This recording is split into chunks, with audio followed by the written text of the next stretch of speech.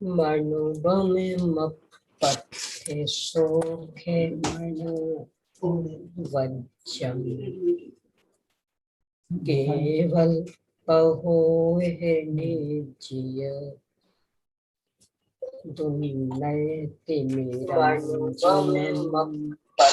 नमः वज्जारहे अंगम केवच्छा लिए मल मूड़े तन से नो तिलया बिबे बर चरण भूसा पसियो सुय देवया सुरम सयन गण पौ में रविनो बिबिहिति बिरा या विने नीराया विकुराया गणहर देवा पसी यंतो पसियौ महुधर सेनो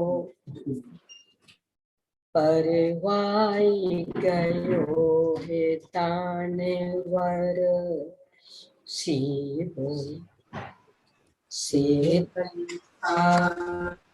साय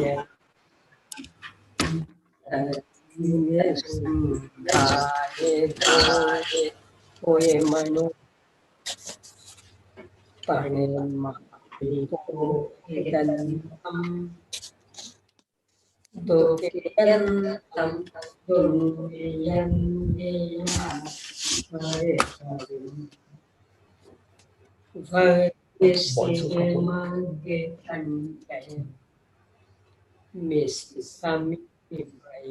सया दंतम पर्णमय कै भूये बलिम केसे बासे परिभू हुए बलिम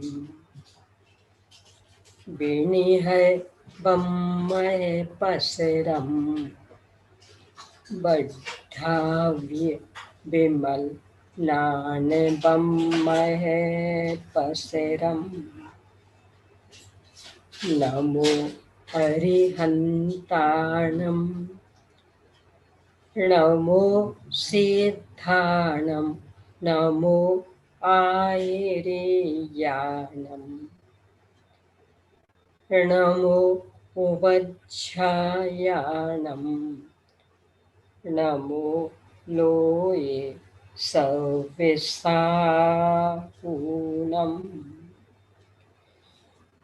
ओम ह्रीं श्री अरहंत सिद्ध आचार्य उपाध्याय साधु पंच परमेष्ठिभ्यो नमो। आचार्य श्री धर सिंह स्वामी द्वारा प्रदत्त ज्ञान को लिपिबद्ध करने वाले आचार्य श्री पुष्पदंत भूतवली स्वामी द्वारा रचित षटखंडागम ग्रंथ। इसके प्रारंभिक 5 खंडों पर आचार्य श्री वीरसेन स्वामी द्वारा रचित धवला टीका। इसका पहला खंड जीवठान टीका और अनुवाद सहित 6 भागों में 6 पुस्तकों में प्रकाश। उनमें से अभी अपनी चर्चा दूसरी पुस्तक पर चल रही है। छोटा कर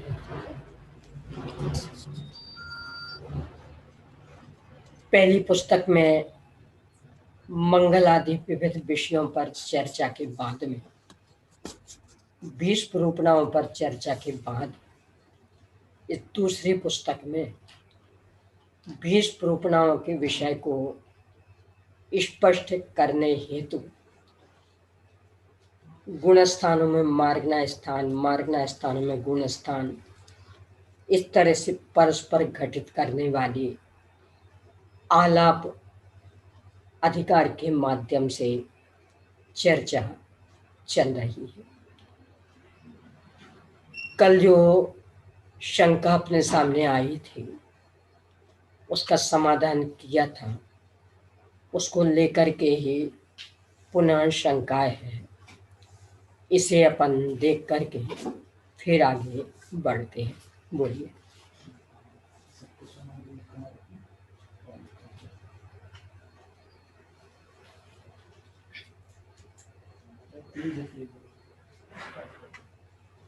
प्रिय भाई सचिंद्र जी और आप सबको सादर जय जिनेंद्र।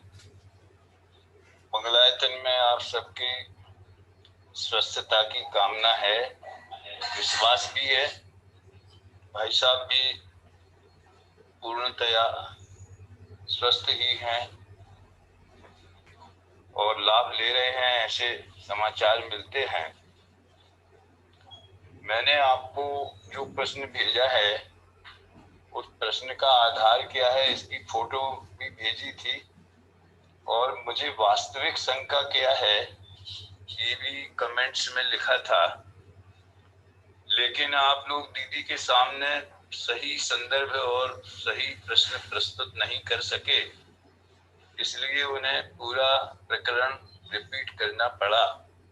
किया, दोबारा खुलासा हो गया, कोई शंका इसमें है ही नहीं।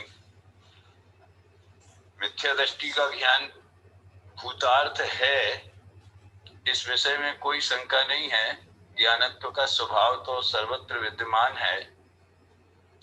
आप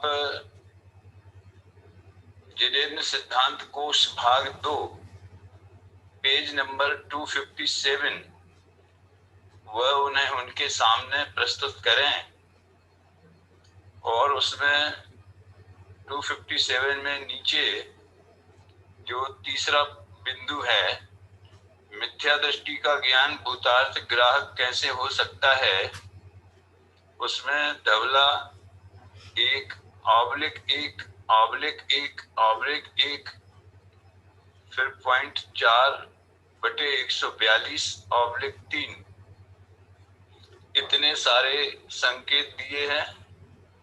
और जो संस्कृत में लिखा है, चंद्रमसि उपलभ्यमान द्वित्वस्य अन्यत्र सत्वः तस्य भूतत्वम् उपपत्तेः।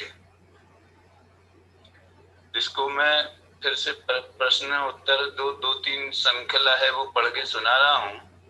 मिथ्या दृष्टियों का ज्ञान भूतार्थ प्रकाशक कैसे हो सकता है? उत्तर ऐसा नहीं है, क्योंकि मिथ्या दृष्टि और मिथ्या दृष्टि, सम्यक दृष्टि और मिथ्या दृष्टि के प्रकाश में समानता पाई जाती है। फिर प्रश्न, यदि दोनों के प्रकाश में समानता पाई जाती है तो फिर मिथ्या दृष्टि जीव अज्ञानी कैसे हो सकता है? उत्तर के लिए उन्होंने फिर संकेत दे दिया है, देखो पृष्ठ 266। फिर प्रश्न किया, मिथ्या दृष्टि का ज्ञान विपर्य होता है, वह सत्यार्थ का प्रकाशक कैसे हो सकता है? इसका जो उत्तर है उसमें जो उदाहरण दिया है, उस उदाहरण और सिद्धांत का जो लिंक समझ में नहीं आ रहा है। कृपया आप स्पष्ट करें कि इसको अभी क्लियर करने की जरूरत नहीं है कि मिथ्या दृष्टि का ज्ञान भूतार्थ क्यों है, या वो बंध का कारण भी नहीं है, मोक्ष का कारण भी नहीं है। ये तो बहुत स्पष्ट बात है। तो उत्तर इसमें दिया है, ऐसी शंका ठीक नहीं है, क्योंकि चंद्रमा में पाए जाने वाले द्वित्व का दूसरे पदार्थ में सत्व पाया जाता है। अभी चंद्रमा में ऐसा कौन सा द्वित्व है जिसका अन्य पदार्थों में भी सत्व यानी उपलब्धि है, अस्तित्व है? और फिर वो अगर दूसरे पदार्थ में भी द्वित्व है, चंद्रमा भी द्वित्व है, तो उतने मात्र से मिथ्या दृष्टि के ज्ञान को भूतार्थ कैसे सिद्ध किया जा रहा है? यानी चंद्रमा के द्वित्व का उदाहरण अन्य पदार्थों में कैसे जा रहा है और वो भूतार्थ कैसे सिद्ध हो रहा है? वीर सागर जी से भी मैंने चर्चा की थी, मुझे समाचार मिले उनका स्वास्थ्य काफी सुधर रहा है, फिर भी कमजोरी बहुत है। लेकिन मैंने उन्हें एक संदेश भेजा था जिसमें उन्होंने बताया कि महेंद्र कुमार जी न्यायाचार्य ने सिद्धि विनिश्चय की प्रस्तावना में इस विषय को उठाया है कि किसी को अगर एक के बजाय दो चंद्रमा दिखाई दे रहे हैं तो दो दिख रहे हैं, ये तो गलत हो गया, लेकिन चंद्रमा तो दिख रहा है कम से कम। तो चंद्रमा दिखना उसका यथार्थता है। इस प्रकार का उन्होंने स्पष्टीकरण किया। फिर भी उन्होंने कहा कि जब वो और 2-4 दिन बाद अच्छी तरह से स्वस्थ हो जाएंगे तो मूल में से इस विषय को देखेंगे। मुझे दो चंद्रमा एक के बजाय दो दिखने वाली द्वित्व बैठ नहीं रहा है। ऐसा द्वित्व ले सकते हैं कि उसमें शीतलता भी है और उसमें प्रकाशपना भी है। इसी तरह अन्य पदार्थों में भी परस्पर विरोधी दो धर्म तो हैं ही, लेकिन आचार्य ने वो द्वित्व का उदाहरण देकर के समझ लीजिए भूतार्थता सिद्ध की है और गाड़ी यहीं अटक रही है। तो आप 257 पेज जिन्हें सिद्धांत कोश भाग 2 उसका जो तीसरा बिंदु है वो, और उसमें जो धवला जी का रेफरेंस कॉन्ट्रैक्ट दिया है उसको देख करके हो सके तो उनकी प्रवचन के बजाय या प्रवचन में भी अति संक्षेप में मात्र द्वित्व वाली बात को क्लियर करें। क्योंकि जब मैंने रत्नत्रय धर्म के व्याख्यान माला में ज्ञान मीमांसा में जिन्हें सिद्धांत को उसको आधार बनाया था तब भी गाड़ी यहाँ अटक गई थी। फिर भी मैं उसको डिपॉजिट में रख के आगे बढ़ा। अब दोबारा ये बात उठी है, इसलिए कृपया करके ये मैसेज दीदी को सुनावें और मूल शंका के ऊपर उनका समाधान भेजने का कष्ट करें। धन्यवाद। जय जिनेंद्र। उनके स्वास्थ्य की, अंतरंग बहिरंग स्वास्थ्य की हार्दिक कामना है। यहाँ सब कुशल हैं। धन्यवाद। बहुत अच्छा भाई साहब, आपका प्रश्न स्वयं आपकी ही मंगलमय वाणी में मैंने सुना। चंद्रमा का द्वित्व मतलब ये आपको भी शायद ख्याल में आ रहा होगा। बचपन में अपन आंख में यो ऐसा किया करते थे और सामने दो पदार्थ दिखते थे, देखा होगा।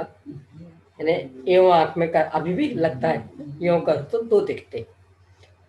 तो उदाहरण इसका लिया है कि मूल में चंद्रमा एक है और हमने आंख को यो किया तो सामने दो दिखे। दो है तो नहीं, तो ये तो ज्ञान विपर्य हो गया ना, उल्टा हो गया ना, ऐसा शिष्य का कहना है। आचार्य श्री कह रहे नहीं हुआ। क्यों नहीं हुआ? कि भले वहां चंद्रमा दो नहीं है, परंतु अन्यत्र दो चंद्रमा भी हैं और अन्य भी दो दो चीजें पाई जाती। अपने तो जम्मू द्वीप में दो चंद्रमा और दो सूर्य हैं। भले अभी हम जिस चंद्रमा को देख रहे हैं वो दो नहीं है, वो एक ही है, पर जम्बू द्वीप में तो दो है ना एक साथ। तो ज्ञान अभूतार्थ कहाँ हुआ? एक बात। दूसरी बात, कि समस्या के लिए चंद्रमा की थोड़ी दो की, तो अन्य भी दो दो चीजें होती हैं। तो उसके आधार से इसने चंद्रमा को भी दो जान लिया। तो चूंकि दो चंद्रमा विद्यमान हैं, इसलिए दो जानना ये भूतार्थ है, सत्यार्थ है, एक बात। दूसरे कि अन्य चीजें भी दो होती हैं, तो इसलिए दो जानना सत्यार्थ है, भूतार्थ है।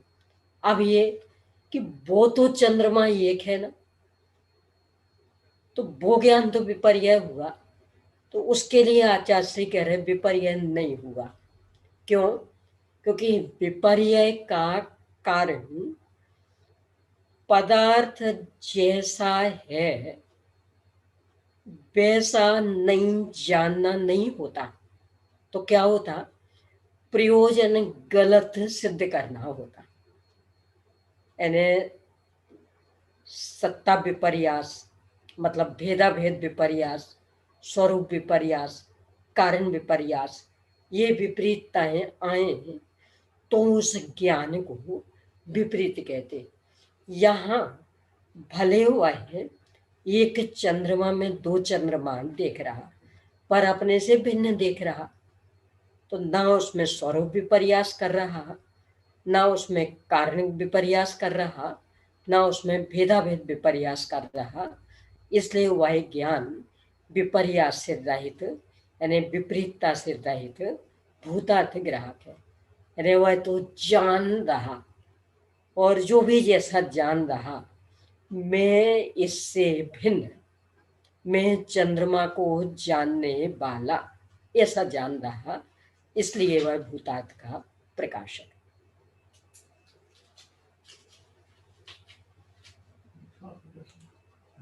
मेरे ख्याल से तो अब स्पष्ट हुआ होगा विषय। फिर भी यदि कदाचित और भी शंका रहे तो पुनः मुझे अवसर देंगे तो और विचार कर लेंगे। चलिए।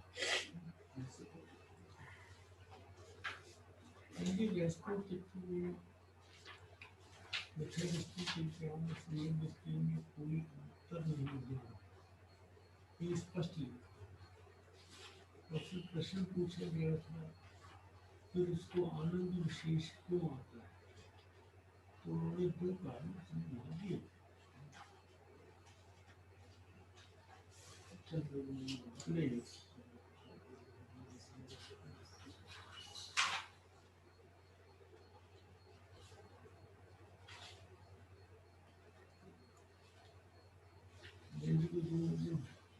परिणामों को मग्न करता है तीन तरह से, तो इसके बाद का कहना है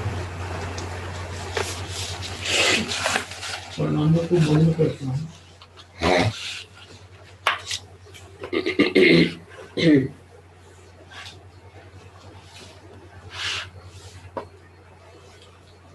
ये प्रकरण और वो प्रकरण एकदम अलग है।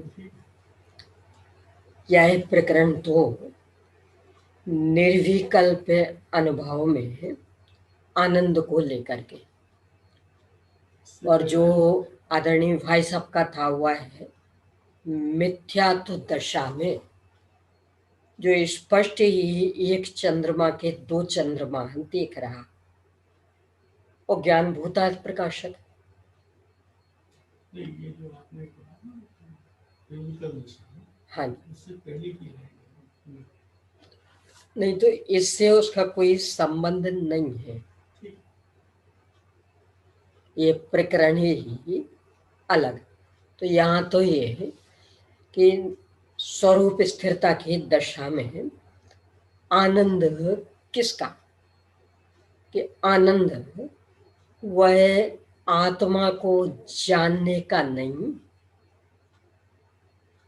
अपने को अपनत्व रूप से जानकर उसमें जो मग्नता की, स्थिरता की, तृप्त हुआ, संतुष्ट हुआ आनंद इसका है। और इसीलिए स्वयं पहले निश्चयाभासी के प्रकरण में जब शिष्य ने प्रश्न खड़ा किया कि आत्मा को जानना, इससे संभव निद्रा होगी, तो केवल ज्ञानी से लेकर के और क्रमशः नीचे आते आते चतुर्थ गुण स्थान तक ले जा करके और सिद्ध किया कि आत्मा को जानने से संभव निद्रा नहीं है। कषाय शक्ति कितनी मिटी, स्वरूप में कितनी स्थिरता, संभर निद्रा का संबंध उससे, और जितनी कषाएं विद्यमान आश्रव बंध उस अनुपात में।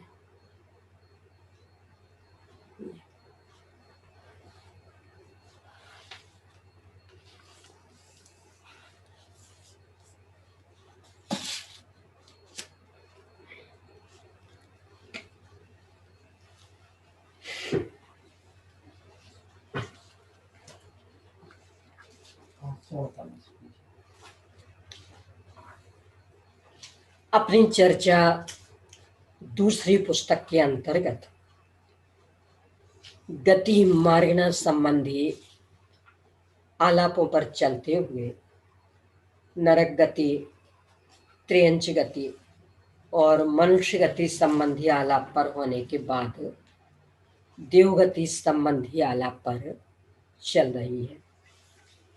इसमें भी पहले देवगति संबंधी सामान्य आलाप, उनके चारों गुणस्थानों संबंधी चर्चा, इसके बाद भवनत्रिक संबंधी आलापों पर चर्चा करते हुए भवनत्रिक संबंधी सामान्य आलाप पर चर्चा हुई।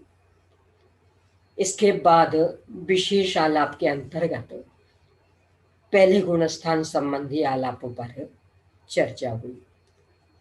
अब इसके बाद आज उनके दूसरे गुणस्थान संबंधी आलापों से अपना प्रकरण प्रारंभ हो रहा है।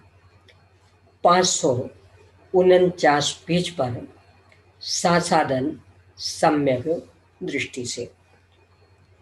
चलिए, कल जिनका रह गया था वे शुरू करेंगे।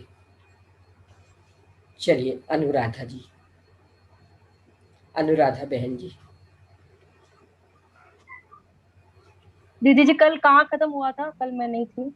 आज अपने को साधन सम्यक दृष्टि 549 पेज, पर्याप्त काल वाले आलाप, साधन सम्यक दृष्टि भवनवासी सामान्य आलाप, सामान्य आलाप।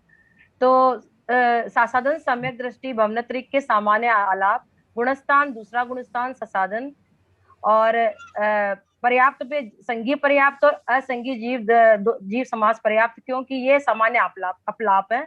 6 पर्याप्तियां, 6 अपर्याप्तियां, 10 प्राण, 7 प्राण, क्योंकि पर्याप्त और अपर्याप्त सामान्य अपलाप है।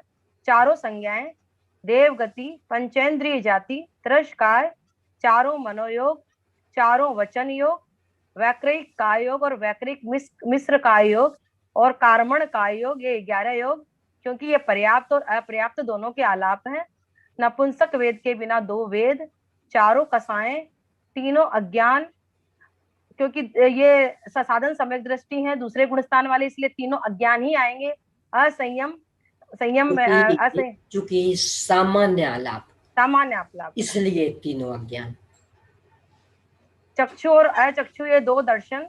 द्रव्यों से 6 लेशाएं और भाव से अपर्याप्त काल की अपेक्षा कृष्ण, नील और कापोत लेशाएं तथा पर्याप्त काल की अपेक्षा जगन्य तेजो लेशाएं, क्योंकि भवनत्रिक में अपर्याप्त काल में 3 लेशाएं होती है, कृष्ण, नील, कपोत, और पर्याप्त में जगन्य पीत लेशा ही होती है।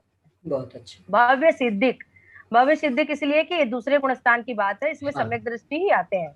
यानी मात्र पहले तक ही। हाँ, सम्यक तो में साधन सम्यक भी होगा, संगी होंगे, आहारक और अनाहारक दोनों होंगे, क्योंकि सामान्य अपलाप में पर्याप्त और अपर्याप्त दोनों के साकार उपयोगी और अनाकार उपयोगी होंगे। बहुत अच्छा। अब इसके बाद इनका पर्याप्त संबंधी, अभी इसमें दोनों थे, अब दोनों को अलग अलग कर देंगे। तो पर्याप्त संबंधी। हाँ भैया।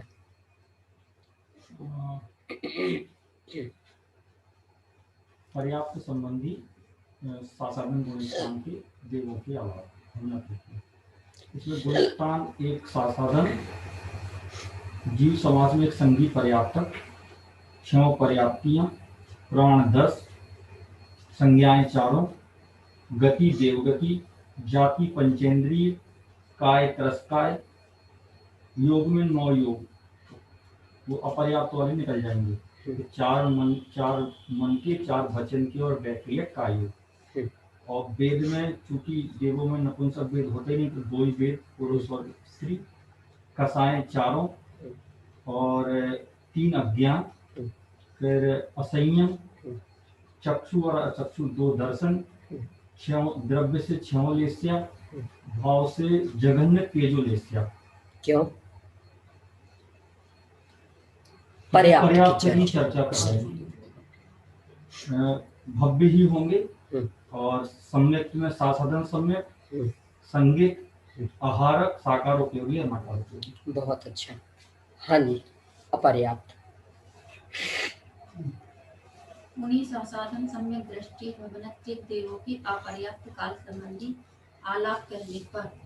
सुधीर जी आजकल 1 घंटा घर जाके उनसे पढ़ती है। हाँ, जबकि 6 साल तक इन्होंने कभी नहीं पढ़ा। आजकल प्रश्न पूछती है जब। एक सासाधन गुणस्थान, एक संगी अपर्याप्त, जीव समाज 6 अपर्याप्तियां, 7 प्राण, 4 संज्ञाएं, देवगति, पंचेंद्रिय जाति, त्रस्काय, वैक्रिय, मिश्र का योग और कामान का योग, ये 2 योग। नपुंसक वेद के बिना 2 वेद, 4 कसाएं, कुमति और कुश्रुत, ये 2 अज्ञान। असंयम चक्षु और आचक्षु, ये 2 दर्शन। द्रव्य से कापोत और शुक्ल लेश्याएं, भाव से कृष्ण नील और कापोत लेश्याएं। भव्य सिद्धिक सासाधन सम्यक, संगिक, आहारक, अनाहारक, साकारोपयोगी और अनाकारोपयोगी होते हैं। बहुत अच्छा। अब इसके बाद तीसरा गुणस्थान, ये अपने को पता कि इसमें चूंकि जन्म नहीं होता, तो इसमें पर्याप्त अपर्याप्त वाले स्वतंत्र आलाप नहीं बनते हैं, एक सामान्य आलाप। हाँ जी। सम्यक मिथ्या दृष्टि भवनवासी वान व्यंतर और ज्योतिषों देवों की आलाप कहने पर। एक सम्यक मिथ्या दृष्टि गुण स्थान, एक संगी पर्याप्ति, जीव समाज 6 पर्याप्तियां, 10 प्राण, 4 संज्ञाएं, देवगति, पंचेंद्रिय जाति, रसकाय, 4 मनोयोग, 4 वचन योग और 1 वैक्रिय काय योग, ये 9 योग। नपुंसक वेद के बिना 2 वेद, 4 कषाएं, 3 अज्ञानों से मिश्र आदि के 3 ज्ञान। असंयम, चक्षु और अचक्षु, ये 2 दर्शन। द्रव्य से 6 लेश्याएं, भाव से जगन तेजोलेश्याएं। भवन सिद्धक सम्यक मिथ्या संगिक, आहारक, साकार उपयोगी और अनाकार उपयोगी। बहुत अच्छा। अब चौथा गुणस्थान, यद्यपि जन्म नहीं होता यहाँ सम्यक तो लेकर, परंतु बाद में पैदा तो कर सकते हैं, तो जो पैदा कर लेंगे अब उनके आलाप। चलिए आयुष जी।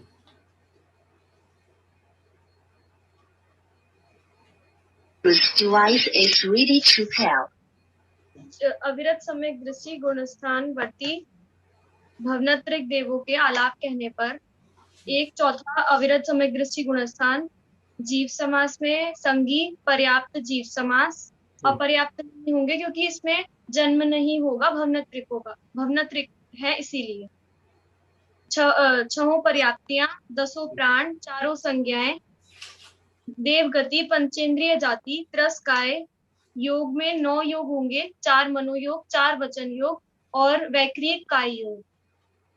वेद में स्त्री और पुरुष वेद होंगे, नपुंसक वेद नहीं होगा। 4 कषाएं होंगी। ज्ञान, क्योंकि अविरत सम्यक दृष्टि गुणस्थान है इसीलिए 3 ज्ञान होंगे, आदि के 3 ज्ञान। असंयम होगा, दर्शन में चक्षु, अचक्षु और अवधि दर्शन होगा, लेश्या में द्रव्य की अपेक्षा से तो 6 लेश्याएं और भाव की अपेक्षा से एकमात्र पीत लेश्या, जघन्य पीत लेश्या। भव्य भव्य सिद्धिक होंगे क्योंकि चतुर्थ गुण स्थान है। सम्यक्त्व में औपशमिक सम्यक्त्व, शायिक सम्यक्त्व नहीं होगा, शायिक सम्यक्त्व नहीं होगा, औपशमिक होगा और शायोपशमिक सम्यक्त्व होगा और दो ही सम्यक्त्व होंगे। क्योंकि शायिक ये इसलिए लेकर के तो जाते नहीं है, तो शायिक सम्यक्त देवों में उत्पन्न होता नहीं, तो बस 2 ही हो सकते, या औपशमिक है या क्षायोपशमिक है। शायोपशमिक। संगी ही होंगे क्योंकि चतुर्थ गुण स्थान की बात चल रही है, नहीं देवगति की बात चल रही है, इसीलिए संगी होंगे। देवगति में तो असंगी का मतलब ही नहीं। फिर आहारक ही होंगे क्योंकि पर्याप्त ही होंगे इस गुण स्थानवर्ती जीव। उपयोग में साकार और अनाकार दोनों के होंगे। बहुत अच्छा। अब इसके बाद में यहाँ यह लिख रहे हैं कि यद्यपि अन्य गतियों में पुरुष वेद और स्त्री वेद में अंतर पड़ जाता था, पर यहाँ अंतर नहीं पड़ेगा। क्यों? क्योंकि यहाँ पुरुष वेदी भी सम्यक्त लेकर के नहीं आते, तो ये आएंगे, और स्त्री वेदी भी। इसलिए देव और देवांगनाएं हैं, दोनों की एक से स्थिति, इसे पढ़ते हैं।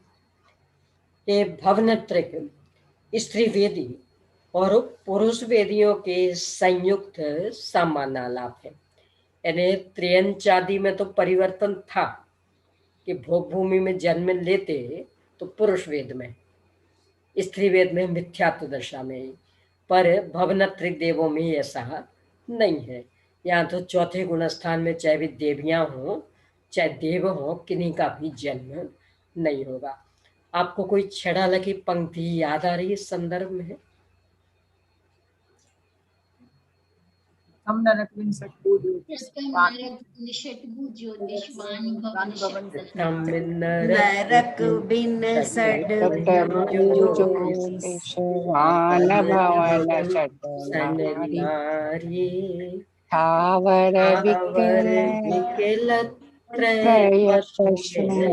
नहीं उपजत कि कोई सी भी नारी, चाहे देवों की हो चाहे मनुष्य आदि की हो, सम्यक्त वहां पैदा नहीं होता। और भवनत्रिक में तो पुरुष वेद में भी सम्यक्त लेकर के पैदा नहीं होता, इसलिए दोनों के एक से आलाप। विशेषता केवल यह है कि ऊपर जहां भवनत्रिक देवों के सामान्य आलाप में 2 वेद स्थापित किए गए हैं, वहां एक पुरुष वेद ही स्थापित करना चाहिए। इसी प्रकार भवनत्रिक देवों में स्त्री वेद का आश्रय करके आलाप कहना चाहिए। विशेष बात यह है कि पहले जहां सामान्य आलाप में 2 वेद स्थापित किए गए हैं, वहां एक स्त्री वेद ही स्थापित करना चाहिए। व्यवस्था पूरी वैसी की वैसी ही रहेगी। ऊपर जो भवनत्रिक देवों के आलाप कहे आए हैं, वे सामान्य आलाप है। उनमें पुरुष वेद और स्त्री वेद का भेद नहीं किया गया है, परंतु उन्हीं आलापों में 2 वेद के स्थान में केवल पुरुष वेद या केवल स्त्री वेद, इस प्रकार एक वेद के स्थापित कर देने पर वे आलाप पुरुष वेदी और स्त्री वेदी भवनत्रिकों के हो जाते हैं। भवनत्रिक के सामान्य आलापों से विशेष आलापों में इससे अधिक और कोई विशेषता नहीं है, क्योंकि पुरुषों में और स्त्रियों में जन्म तो 2 गुण स्थानों में ही होगा, चौथा तो वहाँ नया ही पैदा करेंगे। तो चाहे वे देवियां हो चाहे देव हो, आलाप एक से। इस तरह से ये भवनत्रिकों की चर्चा हुई। अब चर्चा प्रारंभ हो रही है वैमानिकों की। वैमानिकों के मूल में है 2 वेद, कल्पोपपन्न और एक कल्पातीत। जो 16 स्वर्ग हैं, ये कहलाते कल्पोपपन्न।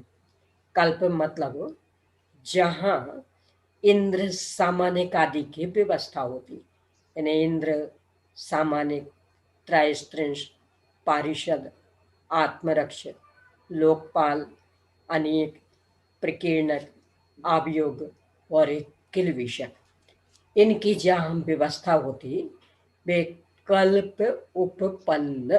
ये जो व्यवस्था ही कहलाती कल्प, उपपन्न यानी सिद्ध, यानी इन व्यवस्थाओं से संपन्न कल्पोपन्न।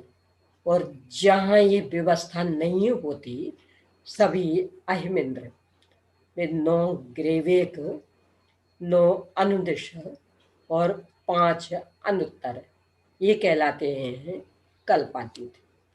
यहाँ इनको लेकर के अलग अलग तरह का विभाजन है। उसके पीछे कारण, पहला विभाजन पहले दूसरे स्वर्ग का, यानी सौधर्म ईशान, और बाकी में फिर अलग। इसका कारण भोग भूमियां जीव मरकर देव में उत्पन्न होते हैं, पर चाहे जिसमें नहीं, पहले दूसरे स्वर्ग तक, उससे आगे नहीं। मिथ्या दृष्टि भवनत्रिक में है और सम्यक दृष्टि होंगे तो यहाँ तक। एक बात। दूसरी बात, यहाँ की लेश्याएं भी अलग तरह की, इससे ऊपर शुभ लेश्याओं में वृद्धि होगी, तो इसलिए इनका समूह अलग किया।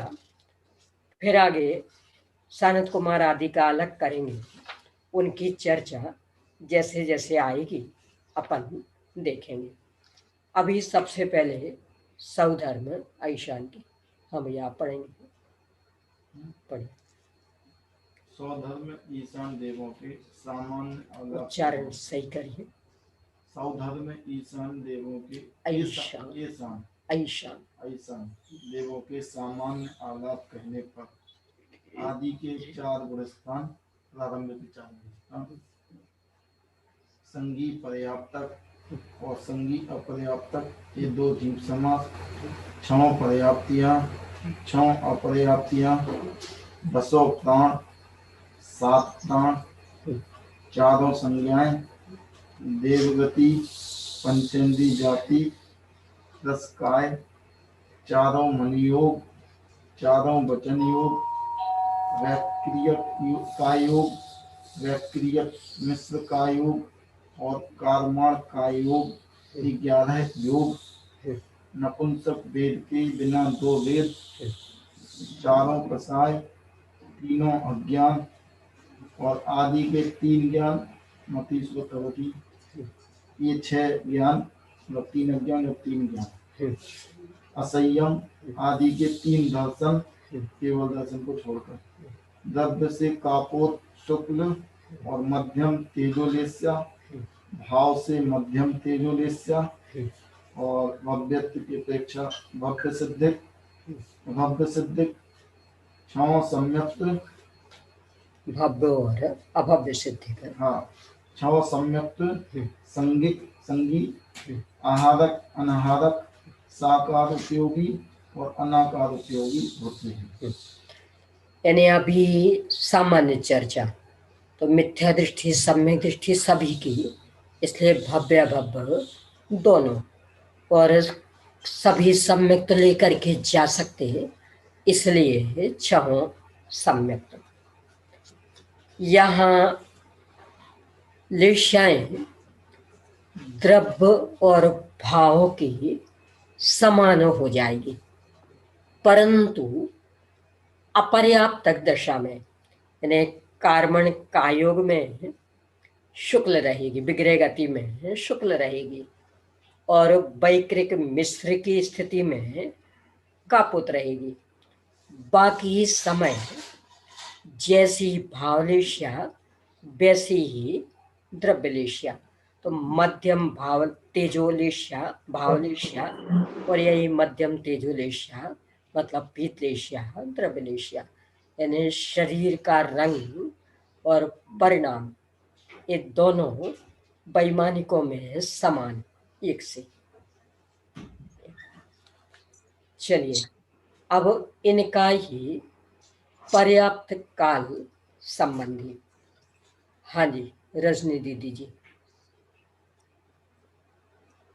जी दीदी, उन्हीं सौधर्म ऐशान देवों के पर्याप्त काल संबंधी आलाप कहने पर आदि के 4 गुणस्थान, एक संगी पर्याप्त जीव समास, 6 पर्याप्तियां, 10 प्राण, 4 संज्ञाएं, देवगति, जाति में पंचेंद्रिय जाति, काय में त्रस काय और 9 योग होंगे, 4 वचन के, 4 काय के और 1 व्यक्तिय काय योग। इस प्रकार से यहाँ 9 योग होंगे।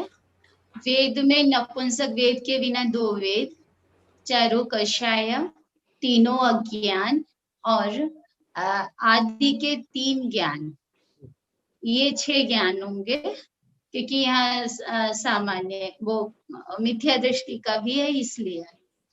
और असंयम, आदि के 3 दर्शन, द्रव्य से और भाव से मध्यम तेजोलेशा ही होगी, कि यहाँ पर्याप्त नहीं है इसलिए।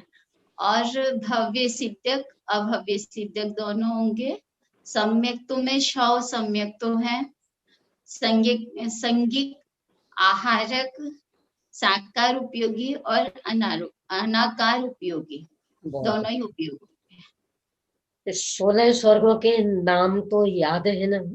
हाँ मुझे याद है कि नाम ही याद नहीं।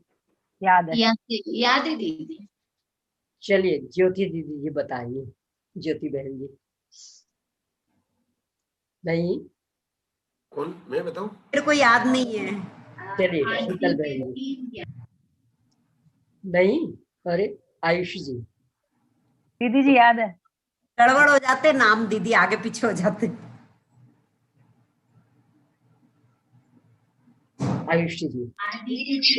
सौधर्मे शांत सानत कुमार महेंद्र ब्रह्म ब्रह्मोत्तर मानतव कापिष्ट शुक्र महाशुक्र सतार सहस्त्रार आनत प्राणत आरण अच्युत। बहुत अच्छा। और इसके बाद 9 ग्रेवेक, 9 अनुदेश और 5 अनुत्तर, 1 कल्पातीत। बहुत अच्छा। इनमें से अभी अपनी चर्चा सौधर्म और ऐशान पर चल रही है। अब इनके ही अपर्याप्त। चले कल और किनका रह गया था? हाँ जी शीतल बहन जी। सौधर्म ऐशान देवों के अपर्याप्त आलाप कहने पर गुणस्थान 3 रहेंगे, क्योंकि तीसरा मिश्र गुणस्थान यहाँ पे नहीं होगा। अपर्याप्त आलाप है इसलिए। तीसरे गुणस्थान में जन्म नहीं होता, इसलिए अपर्याप्त दशा नहीं होती। जी।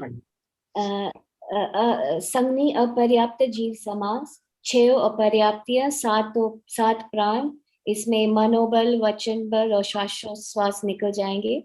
संज्ञा 4, देवगति, पंच इंद्रिय, जाति, त्रस्काय, योग 2 होंगे, क्योंकि वैकृत मिश्र का योग और कार्मण का योग, क्योंकि ये अपर्याप्त अवस्था है। जैसे ये अपर्याप्त अवस्था है, इसलिए वैकृत मिश्र का योग अपर्याप्त काल में, विग्रह गति में कार्मण का योग, और वैकृत मिश्र में, मिश्र दशा में, अपर्याप्त दशा में वैकृत मिश्र। बहुत अच्छा। हाँ जी। वेद स्त्री, 2 नपुंसक वेद बिना स्त्री और पुरुष वेद, कषाय 4, ज्ञान 2 आदि के अज्ञान और 3 ज्ञान, क्योंकि यहाँ कु अवधि नहीं होगा, अपर्याप्त आलाप है। अपर्याप्त दशा होने के कारण विभंगावधि नहीं होगा। संयम असंयम दर्शन 3, कुमति चक्षु अचक्षु और कु अवधि दर्शन।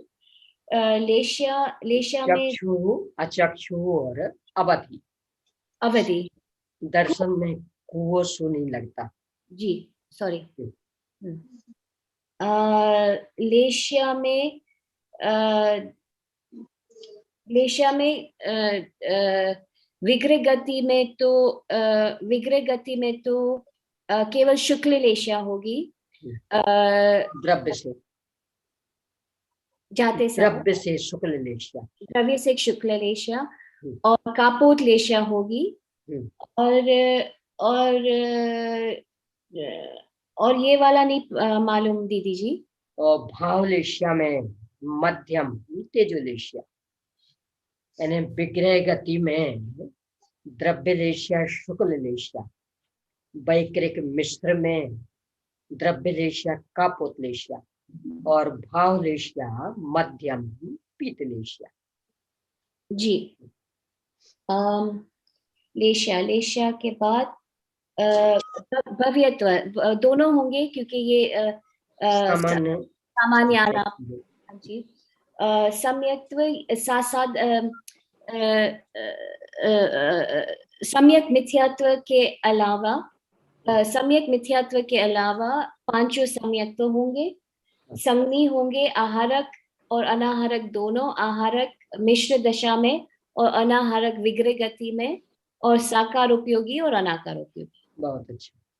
तो यहाँ औपशमिक सम्यक्त्व संबंधी थोड़ा स्पष्टीकरण जी। यहाँ पर औपशमिक सम्यक्त्व होने का कारण यह है कि औपशमिक सम्यक्त्व के साथ उपसम श्रेणी में मरे हुए संयतों की अपेक्षा सौधर्म आदि ऊपर के देवों के अपर्याप्त काल में औपशमिक सम्यक्त्व पाया जाता है।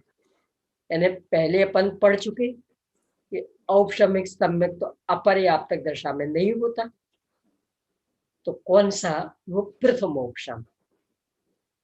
पर द्वितीयोपशम किए हो सकता, क्योंकि उपशम श्रेणी में मरण करके वैमानिक में से कहीं भी जा सकते, तो द्वितीयोपशम को लेकर के जाएंगे, अपर्याप्त दशा में वह रहेगा।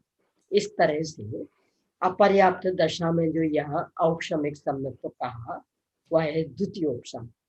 प्रथमोपशम सम्यक्त्व कभी भी अपर्याप्त दशा में नहीं होता, और द्वितीयोपशम सम्यक्त्व एकमात्र वैमानिक देवों की अपर्याप्त दशा में, और कहीं भी नहीं।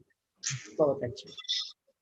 अब चूंकि अभी सामान्य चर्चा, तो यहाँ चारों गुण स्थान है, तो अब एक एक गुण स्थान को अलग अलग कर रहे हैं। चलिए ममता भाभी जी।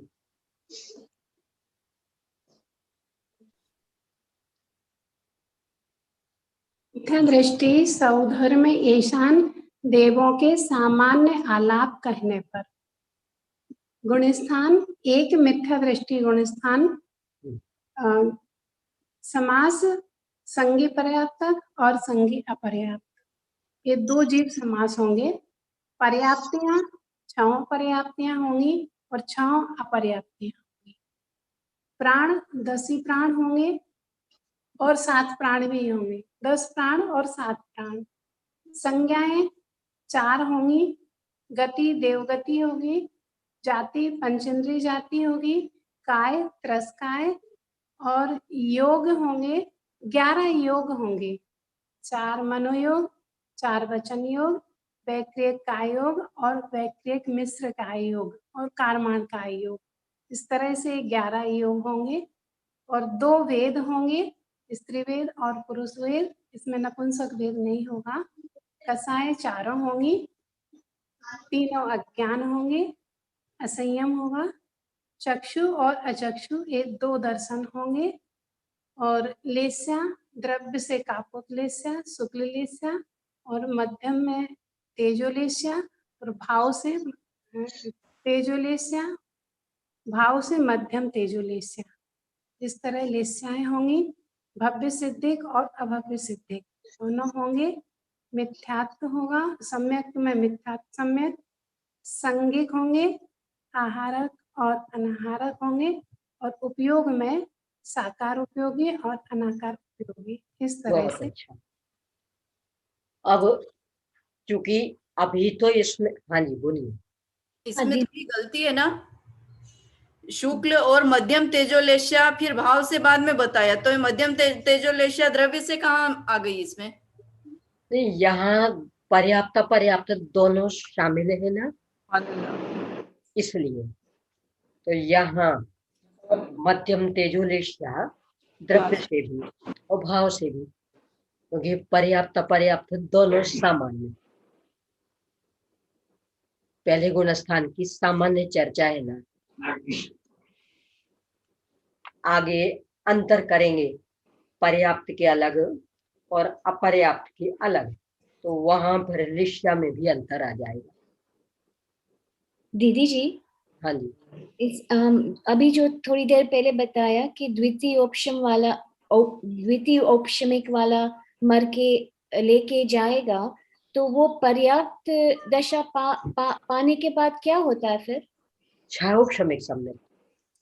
अच्छा, जैसे ही पर्याप्त, बल्कि पर्याप्त तक होने के पहले ही उसका सम्यक तो बदल जाएगा।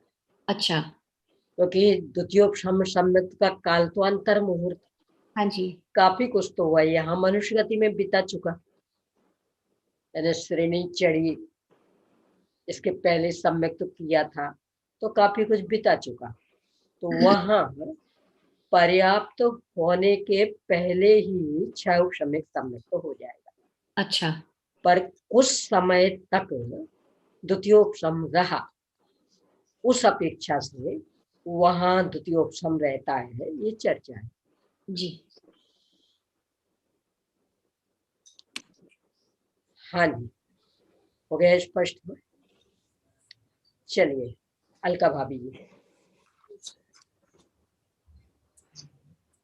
अब पर्याप्त मिथ्या दृष्टि सौधर्म ऐशान देवों के पर्याप्त आलाप, पुनस्तान एक मिथ्यात्व और जीव समाज संगी पंचेंद्रिय,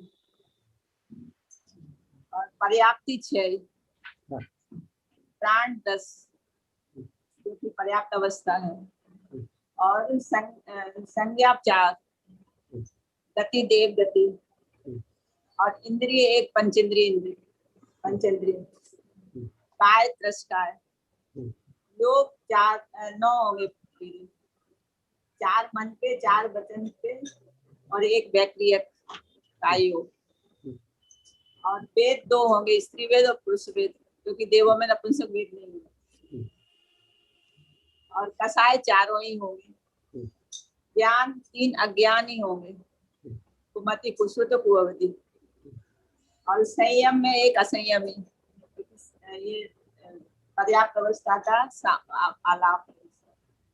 और दर्शन में चक्षु दर्शन और अचक्षु दर्शन, और लेश्या द्रव्य से तो 1 और भाव से तेजोलेश्या, यहाँ दोनों द्रव्य से मतलब ये कापोत लेश्या होगी। नहीं, पर्याप्त की चर्चा है ना, पर्याप्त, अच्छा, तो फिर वो चूंकि वैमानिकों में पर्याप्तक में भाव और द्रव्य एक सी, तो भाव से भी मध्यम तेजोलेशा और द्रव्य से भी मध्यम तेजोलेशा, सौधर्म ईशान स्वर्ग में। द्रव्य से भी तेजोलेशा होगी और भाव से भी तेजोलेशा होगी, दोनों मतलब एक। वैमानिकों में हमेशा समान रहती, वहाँ कापुत लेशा बताई थी ना? नहीं, अब कापुत वो तो भवनत्रक में अपर्याप्तक में अधीन लेंगे अपन, अपर्याप्तक दशा।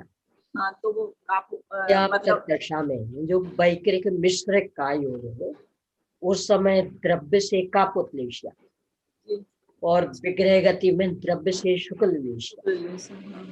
यहाँ अपन पर्याप्तक की चर्चा कर रहे हैं, तो पर्याप्तक में द्रव्य और भाव समान, तो मध्यम पीतलेशा, ये अपना आलाप पर्याप्तक का, पर्याप्त का नहीं। ये लेशिया में दीदी अभी भी है ना, थोड़ा कंफ्यूज हो रही हूँ मैं मतलब एकदम मुझे तो वो नहीं हो पा रहा, देखिए कैसे इसमें मतलब ऐसा इसको लेना, करूँ। ऐसा हाँ, लेना, दो प्रकार की दशाएं अलग अलग।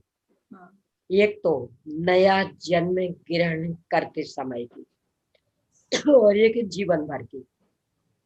जब नया जन्म ग्रहण करता है तो पहले तो विग्रह गति पार करता है। विग्रह गति में जो तेजस और कार्बन शरीर चल रहा, उनका आकार रंग हमेशा सफेद, तो शुक्ल वर्णी उनका। तो विग्रह गति में हर एक द्रव्यलेशिया शुक्ल। अब इसके बाद जहाँ मतलब जन्म वहाँ वर्ण की अपेक्षा कहेंगे दीदी? रंग, हाँ वर्ण, हाँ मतलब रंग की अपेक्षा, यानी तेजस और कार्बन शरीर का रंग है ये शुक्ल। तो ये द्रव्यलेशिया है, शुक्लेशिया। अब वहां पहुंचा, आहार वर्गनाओं को ग्रहण किया, वैकृक मिश्र कायोग। मिश्र कायोग में चूंकि आहार वर्गना और कार्बन वर्गना का मिश्रण चल रहा, तो यहाँ द्रव्यलेशिया कापोत होगी हमेशा, यानी मिश्र कायोग में है और कार्बन का मिश्रण, मिश्रण में हमेशा द्रव्यलेशिया कापोत। अब शरीर पूरा बन चुका, तो वैमानिकों में जो भावलेशिया वही द्रव्यलेशिया शरीर बन जाने के बाद तो सौधर्म ईशान स्वर्ग में मध्यम पीतलेशिया, तो द्रव्य से भी मध्यम पीतलेशिया और भाव से भी मध्यम पीतलेशिया। मतलब ये शरीर मतलब जब है ना विग्रह गति में जीव रहेगा तो उस समय तो उसके मतलब शुक्ल वर्ण रंग के हिसाब से शुक्ल रेशा ही रहेगी। हाँ। जी, और तब है ना जब आहार वर्गना और कार्बन वर्गनाएं मिलेंगी और मतलब आहार पर्याप्तियां शुरू करेंगे जी, तो उस समय उसकी लेशिया कापोतलेशिया होगी द्रव्य से और भाव से शुक्ल जिस विमान में है उस संबंध। तो यहाँ सौधर्म ईशान तो मध्यम पीतलेशिया। हाँ, भव्य में भव्य और अभव्य दोनों ही होंगे, क्योंकि पहले गुणस्थान की चर्चा। हाँ, पहले गुणस्थान की चर्चा इसलिए, और सम्यक एक मिथ्यात्व गुणस्थान ही होगा, और संगीत में संगी होगा, और आहारक ही होगा, अनारक नहीं होगा। पर्याप्त दशा है, विग्रह गति की दशा नहीं है। आहारक और उपयोग दोनों ही होंगे, साकार उपयोग भी अनाकार उपयोग भी। बहुत अच्छा। अब इनका ही अपर्याप्त काल संबंधी, चलिए प्रियंका बहन जी। उन्हें मिथ्या दृष्टि स्वधर्म ऐशान देवों के अपर्याप्त काल संबंधी आलाप कहने पर एक मिथ्या दृष्टि गुण स्थान पहला ही होगा। फिर संघी अपर्याप्त जीव समास, अपर्याप्त अवस्था की बात है। चाहो अपर्याप्तियां 7 प्राण रहेंगे, 3 प्राण चले जाएंगे, इसमें अपर्याप्त अवस्था है, इसलिए मन वचन और श्वासोच्छ्वास नहीं रहेगा। फिर चारों संज्ञाएं रहेगी। मार्गणाओं में गति मार्गणा में देव गति, जाति मार्गणा में पंचेंद्रिय जाति, काय मार्गणा में त्रस काय, योग जो है वो 2 रहेंगे, वैक्रियक काय योग, वैक्रियक काय योग और कार्माण काय योग। कार्माण काय योग विग्रह गति की अपेक्षा और वैक्रियक काय योग मिश्र योग अपर्याप्त अवस्था की अपेक्षा। फिर नपुंसक वेद के बिना 2 वेद रहेंगे, चारों कषाय, कुमति और कुश्रुत ये 2 अज्ञान, क्योंकि ये मिथ्या दृष्टि उसकी बात है तो विभंगावधि नहीं होगा। फिर असंयम, संयम मार्गणा में असंयम, दर्शन में चक्षु और अचक्षु ये 2 दर्शन, यहाँ अवधि दर्शन नहीं होगा, अपर्याप्त अवस्था भी है और मिथ्या दृष्टि इसकी बात है गुणस्थान की। फिर द्रव्य से कापोत और शुक्ल लेशियाएं और भाव से मध्यम तेजोलेशिया, यह पर्याप्त अवस्था है तो विग्रह गति में शुक्ल लेशिया और फिर उसके बाद पर्याप्त अवस्था में द्रव्य से कापोत लेशिया और भाव से मध्यम तेजोलेशिया, और भव्य और अभव्य सिद्धिक दोनों होंगे। और मिथ्यात्व अवस्था होगी ये सम्यक्त्व में मिथ्यात्व, सम्यक्त्व मार्गणा में मिथ्यात्व होगा। फिर संगी असंगी में संगिक ही होंगे और आहारक अनाहारक में दोनों होंगे क्योंकि अपर्याप्त अवस्था की बात है। और साकार प्रयोगी और अनाकार प्रयोगी दोनों। कार्मण का योग विग्रह गति में तो अनाहारक, हाँ, और वैकृक मिश्र का योग में है आहारक। और जब अपर्याप्त अवस्था पर्याप्तियां शुरू होने वाली रहेगी तो उसमें आहारक रहेगा, आहार वर्गणों का ग्रहण शुरू हो जाएगा। बहुत अच्छा। हाँ भाई साहब, आप भी चाहे तो लगा सकते हैं।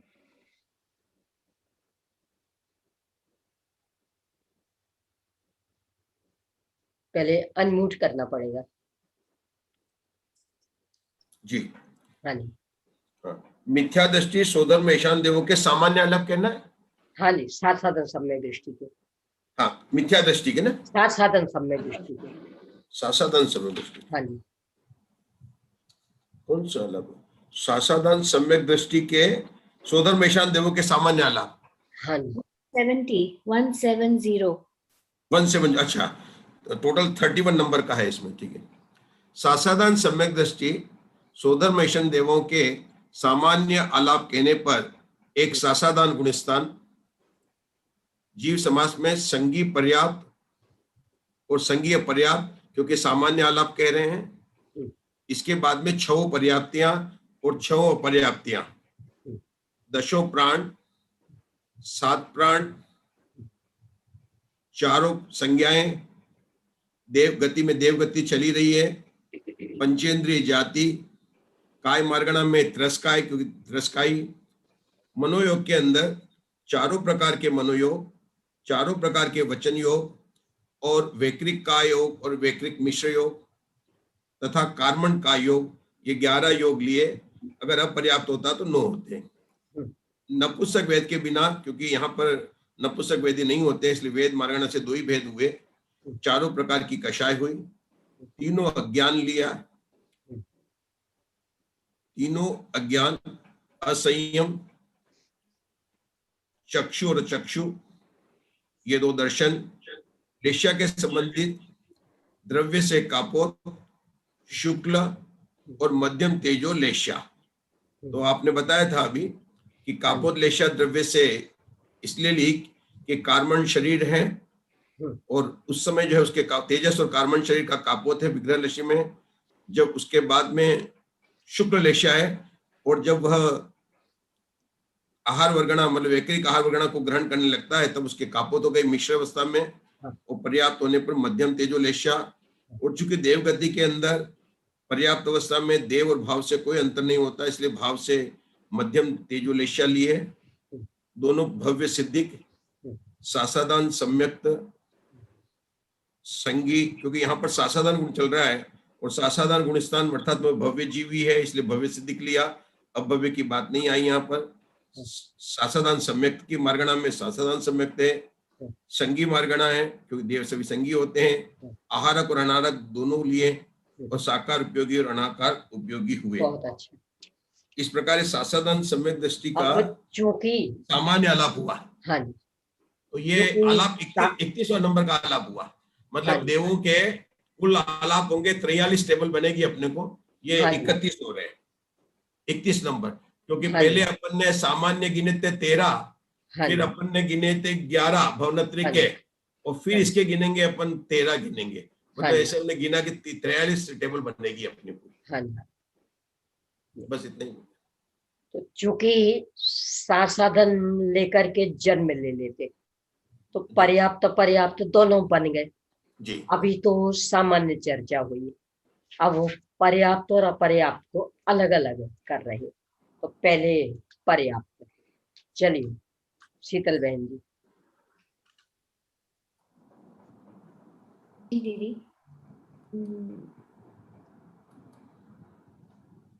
सासाधन सम्यक दृष्टि स्वधर्म ईशान देवों के पर्याप्त आलाप कहने पर गुणस्थान एक ही होगा। सासाधन जीव समास संज्ञा पर्याप्ति, 6 पर्याप्ति, 10 प्राण, संज्ञा 4, गति देव गति, इंद्रिय पंच, इंद्रिय जाति, काय त्रस्काय, योग 9 होंगे, पर्याप्त काल है इसलिए।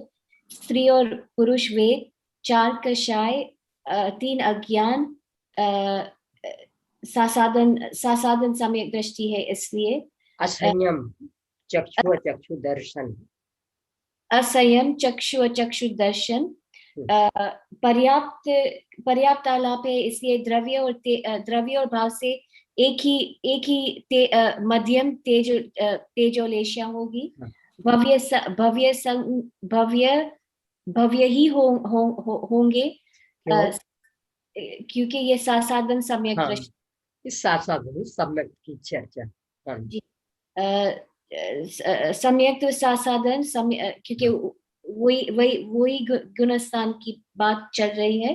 संज्ञिक ही होगा, आहारक ही होगा क्योंकि ये पर्याप्त अवस्था है, और साकार और अनाकार उपयोगी दोनों। बहुत अच्छा।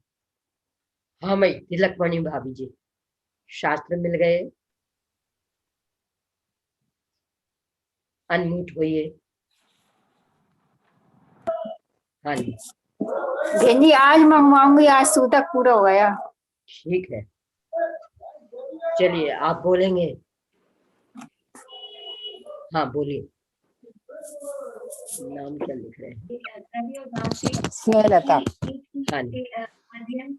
सासाधन सम्यक दृष्टि, स्वधर्म ईशान देवों के अपर्याप्त काल संबंधी आलाप कहने पर एक पहला गुण मतलब दूसरा गुणस्थान होगा सासाधन गुणस्थान। संगी होंगे, संगी अपर्याप्तक जीव समास होगा, 6 अपर्याप्तियां होगी, 7 प्राण होंगे क्योंकि अपर्याप्त अवस्था है। 7 प्राण में आप बता सकते हैं कौन कौन से 3 प्राण नहीं है और कौन नहीं है? सांसोश्वास नहीं होगा, हाँ। आयु नहीं होगी, नहीं और नहीं। क्यों?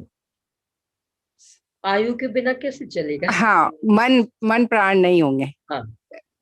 मनोबल वचन मनोबल वचन बल और सांसोश्वास नहीं होंगे। हाँ, ये 3 प्राण हमेशा नहीं होंगे, पर्याप्त दशा में है होते। अभी अपनी चर्चा अपर्याप्त की। हाँ ये हाँ 3 प्राण नहीं हाँ। 4 संज्ञाएं होगी, आहार भय मैथुन और परिग्रह। गति देव है, जाति पंचेंद्री है, काय त्रस है, और जो योग है वैक्रिक मिश्र का ही होगा और कारमान का ही होगा क्योंकि विग्रह गति की बात चल रही है। ये 2 योग होंगे। विग्रह गति में तो कारमण का योग, हाँ, और आकर के फिर वैक्रिक मिश्र का योग। 2 योग हैं ये। नपुंसक वेद के बिना स्त्री वेद और पुरुष वेद होंगे। 4 कषाएं होंगी, कुमति और कुशूत्र ये 2 अज्ञान होंगे क्योंकि कु अवधि तो होता नहीं विग्रह गति में। असंयम है, विग्रह गति में भी नहीं और अपर्याप्त दशा में भी, यानी मिश्र का योग में भी नहीं होते। असंयम है, चक्षु और अचक्षु ये 2 दर्शन है। द्रव्य से कापोत और शुक्ल लेशाएं हैं, और भाव से मध्यम तेजोलेशा है।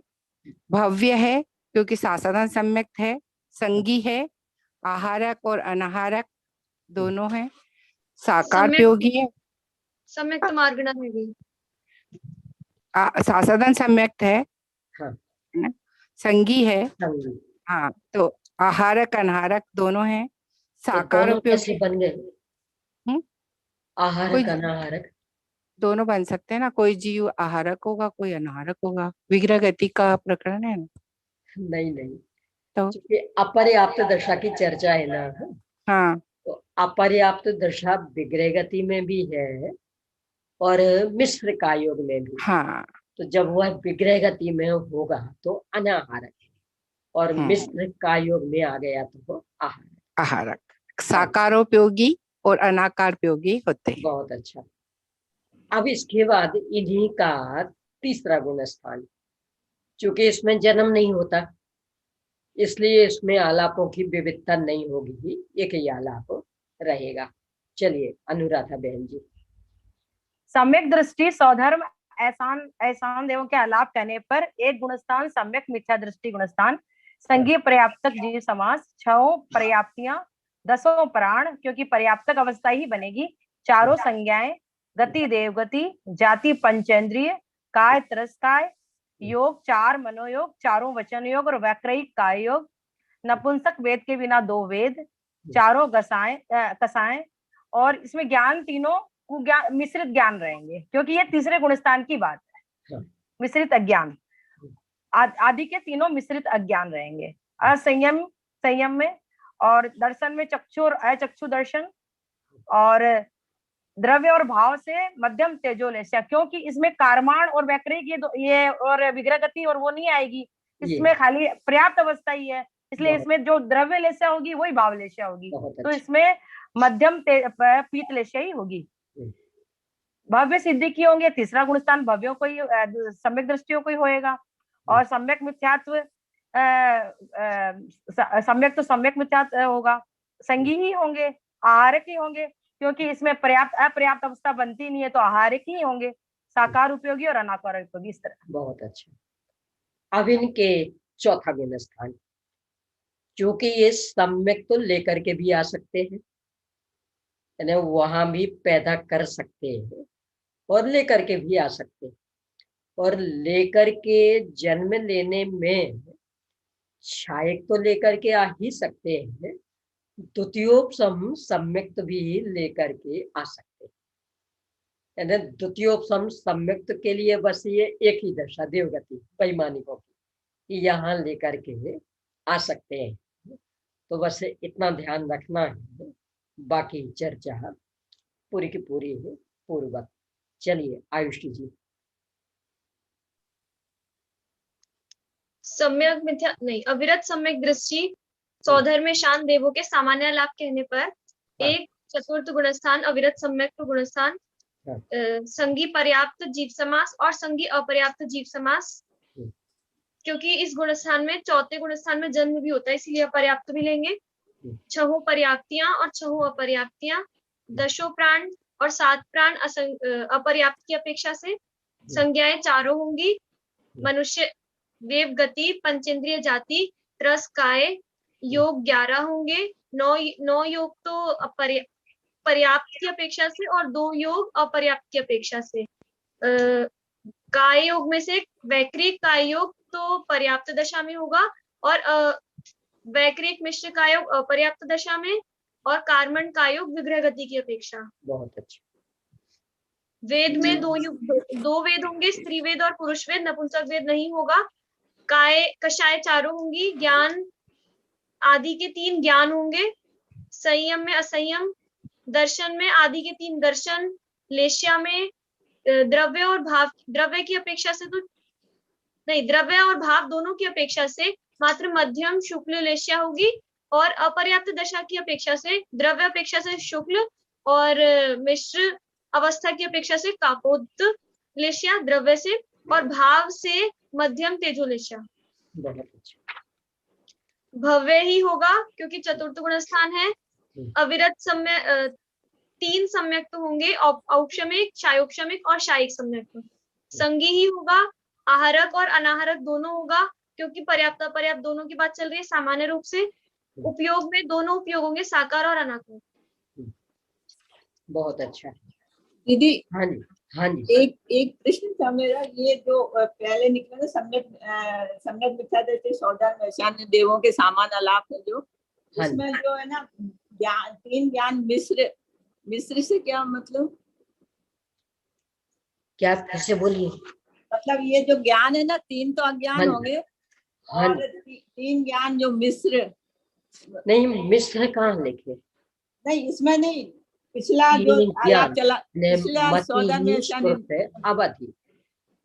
अच्छा, ये मिश्र मतलब मिश्र ज्ञान के नहीं, मिश्र तो तीसरे गुणस्थान में। हाँ, तीसरे गुणस्थान की बात पूछ रही है। जैसा श्रद्धान होगा ज्ञान का वैसा नाम हो जाएगा, तो चूंकि तीसरे गुणस्थान में श्रद्धान मिश्र है, इसलिए ज्ञान भी मिश्र, और चौथे गुणस्थान में ज्ञान श्रद्धान सम्यक है, तो ज्ञान भी सम्यक। मतलब है ना कि ज्ञान सम्यक मिथ्या तो दोनों मिश्र, ऐसी अवस्था होगी तीसरे में। तीसरे में जी, तीसरे के पूछ रही क्योंकि श्रद्धान सम्यक मिथ्या दोनों रूप है जी। तीसरे में। चलिए चौथे का लगाइए, पर्याप्त दशा का। अलका भाभी। असह्य सम्यक दृष्टि सौधर्म ऐशान देवों के पर्याप्त आलाप। इसमें गुणस्थान तो एक अव्यक्त सम्यक दृष्टि होगा, चौथा गुणस्थान है ना इसलिए। और दीप समाज संगी पंचेंद्रिय और पर्याप्ति 6 होंगी। पंचेंद्रिय पर्याप्त, संगी पंचेंद्रिय पर्याप्त और पर्याप्ति 6 पर्याप्ति होंगी। प्राण 10 ही होंगे क्योंकि पर्याप्ति जीव की बात है। और संज्ञा 4 होंगे और पुनस्ता गति देव गति और इंद्रिय पंचेंद्रिय 1 पंचेंद्रिय बस। काय में 3 काय ही होगा और योग में 9 योग होंगे क्योंकि ये पर्याप्त अवस्था की बात है ना। तो 4 मन के 4 वचन के और वैक्रिय काय योग। बहुत अच्छा। और वेद 2, स्त्री वेद और पुरुष वेद। कसाय 4 और ज्ञान ना मति सूत्र अवधि, इसमें अज्ञान नहीं होगा क्योंकि ये चौथे गुणस्थान की बात है इसमें। और संयम 1 असंयमी और दर्शन में 3 दर्शन, मतलब 3 दर्शन होंगे, चक्षु दर्शन, अचक्षु दर्शन और अवधि दर्शन, केवल दर्शन के बिना। और लेश्या में द्रव्य लेश्या भी तेज, मतलब मध्यम तेजो लेश्या ही होगी और भाव लेश्या भी मध्यम तेजो लेश्या ही होगी। बहुत अच्छा। और भव्य जीव भव्य होगा। और सम्यक में 3 सम्यक होंगे, औपसमिक सम्यक, छायिक सम्यक और छायोपसमिक सम्यक। और संगीत होगा और पर्याप्त अवस्था की बात है इसलिए जी आहारक ही होगा, अनारक नहीं होगा। और उपयोग में साकार उपयोग भी होगा और अनाकार उपयोग भी होगा। बहुत अच्छा। अब इनका ही अपर्याप्त काल। चलिए ज्योति बहन जी।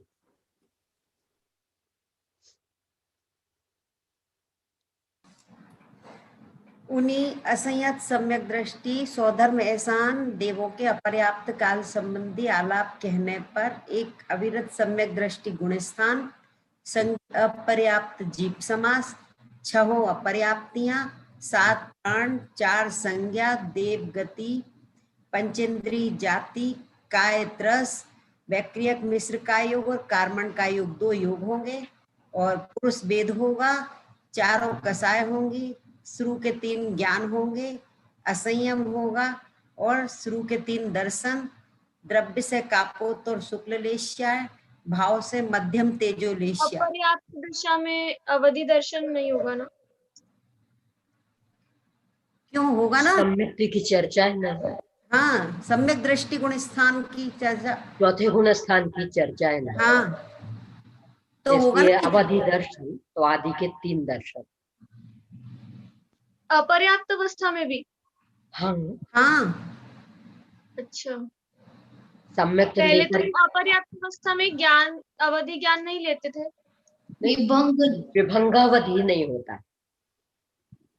अपर्याप्त दशा में विभंगावधि नहीं होता, अवधि ज्ञान तो होता है। तो अवधि दर्शन। और यहाँ तो केवल सम्यक दृष्टि की बात चल रही है ना, तो सम्यक दृष्टि से तो अवधि दर्शन होगा। यानी जब भी अपर्याप्त दशा का निषेध तो विभंगावधि का, अवधि ज्ञान का नहीं, वह तो रहता है। हाँ जी।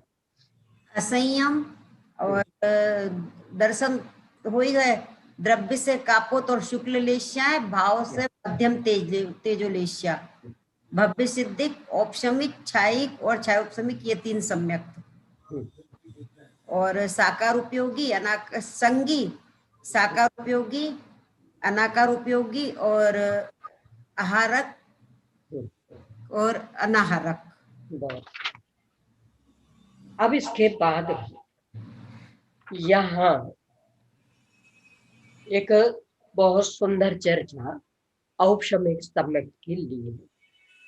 सामान्य से तो अपन ने देखा था कि द्वितीयोपशम सम्यक तो वाले उपशम श्रेणी के आरोहक यदि मरण करते हैं तो नियम से वैमानिकों में ही जन्म लेते, पर वैमानिक तो पहले दूसरे स्वर्ग से लेकर सर्वार्थ सिद्धि तक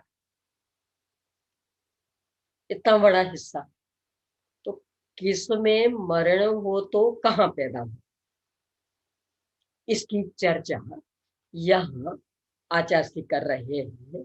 देखते हैं इसे। असंयत सम्यक दृष्टि देवों के अपर्याप्त काल में औपशमिक सम्यक तो कैसे पाया जाता है? समाधान, वेदक सम्यक को उपशमा करके और उपशम श्रेणी पर चढ़कर फिर वहां से उतर कर प्रमत्त संयत, अप्रमत्त संयत, असंयत और संयता संयत 4 गुण स्थान लिए। 6वां, 7वां, 4था, 5वां। उपशम सम्यक दृष्टि गुण स्थानों से मध्यम तेजोलेशिया को परिणमा कर और मरण करके सौधर्म ऐशान कल्पवासी देवों में उत्पन्न होने वाले जीवों के अपर्याप्त काल में औपशमिक सम्यक तो पाया जाता, यदि मध्यम तेजोलेशिया में मरण हुआ तो। तथा उपर्युक्त गुण स्थान वर्ती ही जीव उत्कृष्ट तेजोलेशिया को अथवा जघन्य पद्मलेशिया को परिणमा कर यदि मरण करते हैं तो औपशमिक सम्यक्त के साथ सनत कुमार और महेंद्र कल्प में उत्पन्न होते हैं, यानी 3रे 4थे स्वर्ग में।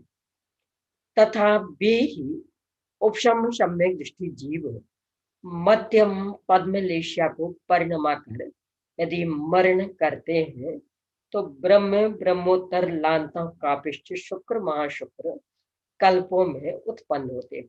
ये जो लेशियाओं का अंत है, इसलिए इनका वो समूह अलग अलग बना रहे। तथा वे ही उपशम सम्यक दृष्टि जीव उत्कृष्ट पद्मलेशिया को अथवा जघन्य शुक्ल लेशिया को परिणमा कर यदि मरण करते हैं तो औपशमिक सम्यक के साथ श्रतार सहस्त्रार कल्पवासी देवों में उत्पन्न होते 11वें में 12वें में। तथा उपशम श्रेणी पर चढ़ करके और पुनः उतरे बिना ही मध्यम शुक्ल लेशिया से परिणत होकर यदि मरण करते हैं तो उपशम सम्यक के साथ आनत प्राणत आरण अच्युत, क्योंकि मध्यम शुक्ल लेशिया लेनी है इसलिए श्रेणी के गुण स्थान, तो नीचे 7 में से नीचे नहीं उतारना, 7 में से ऊपर ही मरण हो जाए। तो आनत प्राणत आरण अच्युत और 9 ग्रेवेक विमानवासी देवों में उत्पन्न होते। तथा पूर्वोक्त उपशम सम्यक दृष्टि जीवे ही उत्कृष्ट शुक्ल लेशिया को परिणमा कर यदि मरण करते हैं तो उपशम सम्यक के साथ 9 अनुदिश और 5 अनुत्तर विमानवासी देवों में उत्पन्न होते हैं। इस कारण सौधर्म स्वर्ग से लेकर ऊपर के सभी असंयत सम्यक दृष्टि देवों के अपर्याप्त काल में औपशमिक सम्यक तो पाया जाता है, यानी लेशिया का इतना अंतर, यानी ये सभी जीव उपशम श्रेणी के आरोहक द्वितीय उपशम सम्यक संपन्न, पर किस लेशिया में मरण हुआ उसके अनुसार वैमानिक देवों में जन्म का अंतर पड़ गया। बहन जी, हाँ जी, इसमें शायिक सम्यक दृष्टि की बात नहीं ली है, तो शायिक सम्यक दृष्टि भी तो उपशम श्रेणी चढ़ता है। चढ़े कोई दिक्कत नहीं, तो परंतु गिरने वाले तो वे उपशम श्रेणी वाले ही है ना। अच्छा, तो जैसे यहाँ लिखा वेदक सम्यक्त को, तो वेदक सम्यक्त मतलब ये तो शैवक्षमिक सम्यक्त की बात बता रहे। नहीं, इसमें ऐसा कि चूंकि पहले क्षायोपशमिक सम्यक्त तो वाले वेद रहेंगे, इसके बाद ही द्वितीयोपशम सम्यक्त प्रकट करेंगे, इसके बाद श्रेणी चढ़ी। तो वो श्रेणी से किस लेशिया में उनका मरण हुआ उसके अनुसार वैमानिकों में कहाँ जन्म लेंगे इसका निर्धारण होगा, क्षायक सम्यक्त के कारण निर्धारण नहीं होगा। निर्धारण किससे होगा कि जो भी उपसम श्रेणी चढ़े हैं तो किस लेशिया में उनका मरण हुआ। क्षायिक सम्यक दृष्टि भी यदि उपशम श्रेणी चढ़ता है बहन जी, हाँ, तो इसका तो उनके भी चारित्र यदि तो इन लेशियाओं में मरण हुआ चारित्र तो तो उसका इन वैमानिकों में जन्म होगा। क्षायोपशमिक ही होगा ना उनका चारित्र तो। हाँ, चारित्र क्षायोपशमिक, हाँ, सम्यक्त तो क्षायिक। हाँ, और चारित्र द्वितीयोपशमिक होने से क्षायोपशमिक। हाँ, द्वितीयोपशमिक में 10वें गुणस्थान तक क्षायोपशमिक चारित्र, 11वें में तो औपशमिक चारित्र था। तो किस लेशिया में मरण हुआ उसके अनुसार वैमानिकों में उत्पत्ति में अंतर पड़ जाएगा। सम्यक तो कोई सा भी हो उससे कोई फर्क नहीं पड़ता, कोई सा मतलब दो ही होंगे, या द्वितीयोपशम और या फिर क्षायोपशमिक तो होता नहीं है। क्षायोपशमिक सम्यक तो वाले श्रेणी नहीं चढ़ पाते क्योंकि अभी सम्यक भी शुद्ध नहीं, तो चारित्र में शुद्धता तो कहाँ से आएगी। दीदी जी, ये जो वैदिक सम्यक्त को उपसमन करके है ना ये लाइन, इसमें जो 4 गुणस्थान दिए हैं, प्रमथ संयत अप्रमथ संयत, इनका क्रम इस तरह क्यों रखा है? हाँ, इसमें ही कि मूल में तो मरण यानी गिर करके जब आएंगे तो गिरते गिरते 6वें तक तो नियम से, यानी आयु अभी शेष है और 11वें से गिर गए तो बीच में संभलने का कोई अवसर नहीं, 6वें तक नियम से आएंगे। अब फिर 6वां 7वां 6वां 7वां चले और कदाचित आयु पूरी हो जाए तो मरण 6वें में भी हो सकता, 7वें में भी। कदाचित 6वें में नहीं संभाल पाए तो 4थे में भी आ सकते और 5वें में भी आ सकते। तो इस अपेक्षा से क्रम अंतर पड़ गया, यानी यदि आयु शेष है तो 6वें से ऊपर संभलने के लिए कोई अवसर नहीं, 11वें से क्रमशः गिरते गिरते गिरते 6वें तक आएंगे। अब 6वें में संभल सकते तो 6वें में संभले तो 7वें में भी जा सकते और फिर मरण हो सकता। कदाचित नहीं संभले तो 4थे में 5वें में यहाँ तक आ सकते, कदाचित फिर 4थे से 5वें में पहुंच जाए और आयु 6 हो जाए तो वहां मरण हो सकता। इस दृष्टि से ही क्रम। और बहन जी, ये इसमें ईशान छपा हुआ है, कई ग्रंथों में ईशान होता है, बड़ी ई, तो ईशान दिशा है ना, दिशा लिखना है ईशान। तो ऐसा है इसमें जो वहां के स्वर्गों के नाम बेनाम वहां की सभा के अनुसार, तो सौधर्म स्वर्ग में सुधर्म नाम की सभा, यानी जो सभा मंडप उसका नाम सुधर्म। ईशान स्वर्ग में ईशान नाम की सभा, तो मूल नाम सुधर्म और ईशान ये सभाओं के। अब उस संबंधी स्वर्ग, तो संबंध वाचक प्रत्यय लगा है ठय प्रत्यय, तो सुधर्म का बन गया सौधर्म, ईशान का बन गया ईशान, यानी वृद्धि हो गई, गुण हो गया ये। तो सुधर्म का सौधर्म, ईशान का ईशान, तो सभा का नाम तो हो सुधर्म और ईशान, और सुधर्म सभा संबंधी स्वर्ग, उसका नाम पड़ेगा सौधर्म। ईशान सभा संबंधी स्वर्ग, उसका नाम पड़ेगा ऐशान। इस तरह से। और वो जो दिशाएं होती है 10, उसमें जो ईशान दिशा होती है वो कैसे लिखेंगे? वो अलग है, वो उसका तो उच्चारण सामान्य दिशा, तो वहां तो ईशान आएगा, ऐशान नहीं। बड़ाई, बड़ाई। हाँ, बड़ी ईशान। और यहाँ तो ईशान सभा संबंधी स्वर्ग, ये संबंध वाचक प्रत्यय लग गया, इसलिए वृद्धि हो गई, तो ईशान से ऐशान हो गया। तो मतलब ईशान सभा और ईशान दिशा एक ही जैसा लिखेंगे ना? हाँ, ईशान सभा और ईशान दिशा ये एक जैसा लिखा जाएगा। ठीक है दीदी जी, ये सभा सभा माने सभा मंडप, असेंबली। जैसे आपके घरों में होता ना, ये कोई बड़ा कमरा, तो जिसमें सब मिलकर के बैठते मीटिंग करते, तो ऐसे स्वर्गों में एक बहुत बड़ा स्थल, वो उनका सभा मंडप। तो कोई भी योजनाएं बनानी है, उत्सव आदि करने, तो सभा मंडप में। तो सौधर्म स्वर्ग में जो सभा मंडप, उसका नाम है सुधर्म। ऐशान स्वर्ग में जो सभा मंडप है, उसका नाम ईशान। दीदी जी, जो उपसम श्रेणी चढ़े 11वें गुणस्थान में, तो वो वापस जैसे चौथे के नीचे नहीं गिर के मरण नहीं कर सकते क्या? आयु शेष हो तो मरण नहीं होगा। नहीं, चौथे गुण मतलब मिथ्यात्व में आके भी मरण कर सकते हैं ना? यदि कोई इसमें उपसम ये है कि मरण का संबंध गिरने से नहीं है, आयु से है।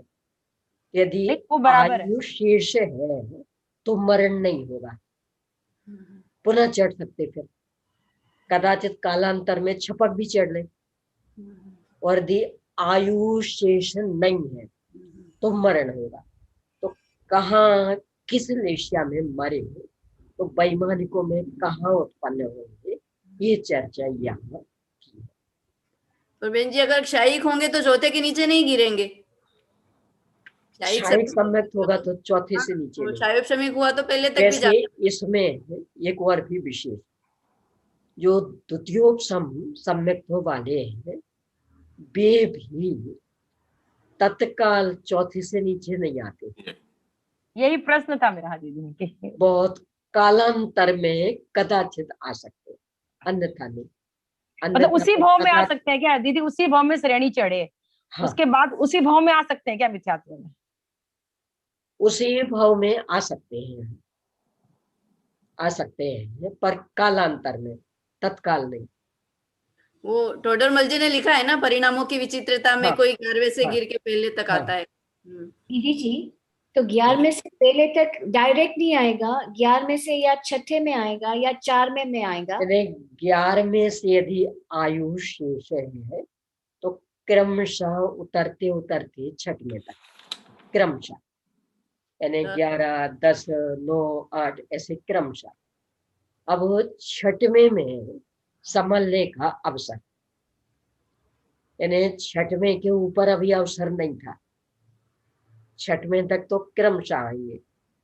अब छठवें में संभलने का अवसर, तो पुनः 7वें में जा सकते, कदाचित छठवां सातवां करके पुनः उपसम से नहीं चढ़ सकते, छपक से नहीं चढ़ सकते। कदाचित नहीं संभले तो और नीचे आ सकते, चौथे 5वें, वहां पुनः संभलने का अवसर, तो पुनः आगे बढ़ सकते। कदाचित फिर भी नहीं संभले तो फिर होते होते दूसरे और पहले तक में भी आ सकते। संभलने का क्या अर्थ, मतलब संभलना, मतलब संभलने का मतलब क्या? संभलना यानी आत्मोन्मुखी पुरुषार्थ यदि कर लेते हैं तो चढ़ जाएंगे, और नहीं कर पाए, गिरते गए, तो क्रमशः होते होते फिर पहले तक भी आ सकते। यानी संभलना मतलब आत्मोन्मुखी पुरुषार्थ, अब ये सम्यक्त तो सुरक्षित है, तो स्वरूप में विशेष स्थिरता, यदि स्वरूप में विशेष स्थिरता कर लेते हैं तो आगे बढ़ जाएंगे।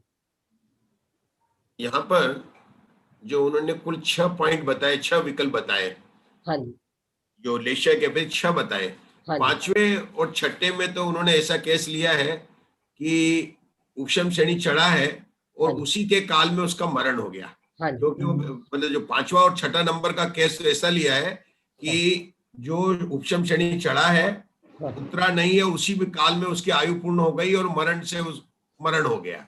हाँ, और बाकी के जो 4 लिए हैं कि वो उपशम श्रेणी के काल, द्वितीय उपशम सम्यक्त का काल चल रहा है और वो श्रेणी से उतर कर आया है और अभी उसका जो है मरण वहां पर नहीं हुआ, मतलब श्रेणी से उतर चुका और उसके बाद में मरण हो रहा है। हाँ। लेकिन मरण होगा तो नियम से चौथे गुणस्थान में ही आएगा वो सब में, चाहे वो कोई भी हो, कोई भी गिरे। अपन कहेंगे जैसे 5वें गुणस्थान में मरण की अपेक्षा जब एक समय घटाते हैं, लेकिन गुणस्थान तो चौथा आ ही जाएगा ना वापस मरण के समय में। इसमें ही ऐसा है, उस गुणस्थान का व्यय, चौथे गुणस्थान का उत्पाद, मनुष्य आयु का क्षय और देवायु का उत्पाद, देवायु का उदय, ये 4 स्थितियां एक साथ बनेंगी।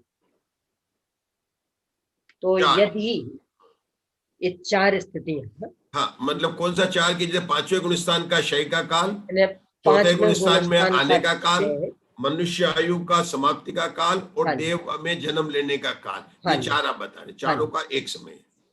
तो यदि व्यय की ओर से अपन देखेंगे तो जिस गुणस्थान का क्षय हुआ उसमें मरण हुआ, ये कहा जाएगा। और उत्पाद की ओर से देखेंगे तो चौथे में आकर के मरण हुआ, ये कहा जाएगा।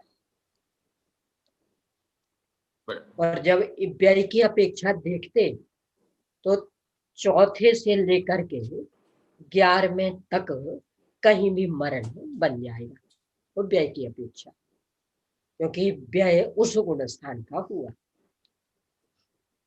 मात्र बस एक इसमें है विशेष कि चढ़ते समय 8वें गुणस्थान के पहले भाग में नियम से मरण नहीं होगा। चढ़ते समय, उतरते समय तो हो सकता है, हाँ, वो तो नियम है। चढ़ते समय 8वें गुणस्थान के पहले भाग में नियम से मरण नहीं होगा। बाकी कहीं भी आयु का क्षय हो सकता है और मरण हो सकता है। तो व्यय की ओर से लेंगे तो वो गुणस्थान, और उत्पाद की ओर से लेंगे तो चौथा गुणस्थान। यहाँ तो बताना ये चाह रहे हैं कि वही उपशम श्रेणी, वही द्वितीयोपशम सम्यक, मात्र लेशिया के कारण ही वैमानिक देवों की उत्पत्ति में अंतर पड़ गया। बस इतना बताना चाह रहे। 6 विकल्प बन गए। हाँ जी, इतना सा बताना, लेशिया से इतना अंतर पड़ जाता है, यानी लेशिया से इतना लंबा संसार बढ़ गया, क्योंकि दूसरा स्वर्ग मतलब 2 सागर में ही काम चल जाता, और सर्वार सिद्धि पहुंच गए तो 33 सागर। ये मतलब शुभ लेशा हुई तो और जेल बढ़ गई। हाँ, नहीं तो अशुभ लेशा में जेल बढ़ गई। लेकिन दीदी आयु का संबंध तो मात्र लेशिया से है, तो लेशिया तो बहुत इंपॉर्टेंट रोल करती है ना। परिवर्तन तो होता रहता है ना, तो कोई सी भी हो सकती, बस शुभ लेशिया रहेगी, इतना नियम। अब शुभ में भी तीनों लेशियाओं के असंख्यात लोक प्रमाण भेद, तो कौन सी है, किसमें मरण हुआ, तो वैसे स्वर्ग में पहुंच जाएंगे। इसका मतलब तो बहन जी शुभ भाव अशुभ भाव से ज्यादा खतरनाक है। लोक में भी कहा जाता ताके ऊपर सिल परे, नाम हृदय ते जाए, बलिहारी ता पाप की पल पल नाम रटाए। यानी पुण्य में गाफिल होने के अवसर ज्यादा रहते, पाप में कम है। अब बाकी फल की ओर से देखें तब तो स्वर्गों में शुभ लेशिया में भी उत्कृष्ट आयु 33 सागर, नरकों में अशुभ लेशिया में भी उत्कृष्ट आयु 33 सागर, तो बराबरी हो गई। यानी स्वर्गों में भी उसी हिसाब से आयु, नरकों में भी उसी हिसाब से आयु, तो शुभ अशुभ बराबर, दोनों एक से ही हो गए। ये अपन पार्श्वनाथ भगवान का पढ़ते हैं, उसमें आता बहुत अच्छा।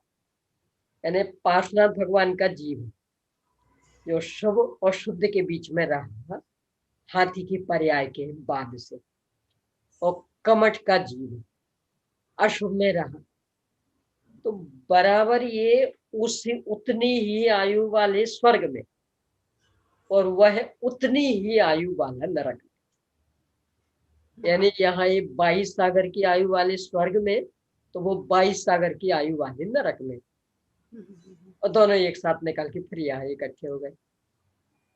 तो उस दृष्टि से तो बराबरी पे आ गए दोनों। स्यादवाद शैली है फंसने के लिए पुण्य का उदय ज्यादा खतरनाक, परंतु धर्म प्रकट करने के लिए जब भी धर्म होगा तो पुण्य की भूमिका में होगा, शुभ की भूमिका में होगा, कभी भी अशुभ की भूमिका में धर्म नहीं होगा। यानी जब जब भी शुद्ध होगा तो उसके पहले नियम से शुभ होगा, अशुभ नहीं होगा। स्यादवाद शैली है, पर फंसने के लिए पाप के उदय वाले को थोड़ा आसानी से धर्म में लगाया जा सकता है, और पुण्य का उदय वाले तो मस्त रहता है, वो ज्यादा गाफिल हो जाता है। इस तरह स्यादवाद शैली है इसमें। तो ये लेशिया की अपेक्षा कितना अंतर पड़ जाता है, इसकी चर्चा की। अब यहाँ इस देवी और देवांगनाओं के भेद, तो चूंकि देवांगनाएं सम्यक तो लेकर के पैदा नहीं होती, देव पैदा हो जाते तो वो अंतर पड़ जाएगा। इस प्रकार स्त्री वेद और पुरुष वेद का भेद न करके सौधर्म और ऐशान स्वर्ग के देवों के सामान्य आलाप समाप्त हुए। अब अलग अलग भी करेंगे, तो अलग अलग में बस अंतर इतना पढ़ना कि स्त्री वेदियों के पहला और दूसरा गुण स्थान ही रहेगा, चौथा नहीं, अपर्याप्तक में, और देवों के चौथा भी रहेगा अपर्याप्तक में। यानी देव सम्यक्त लेकर के भी जन्म हो सकते, ले सकते, देवियां सम्यक्त लेकर के जन्म नहीं लेंगी। इसकी चर्चा भी आगे करेंगे।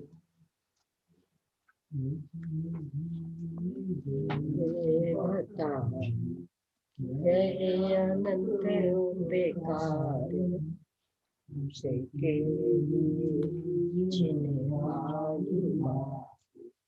वंदे नाशत बहा।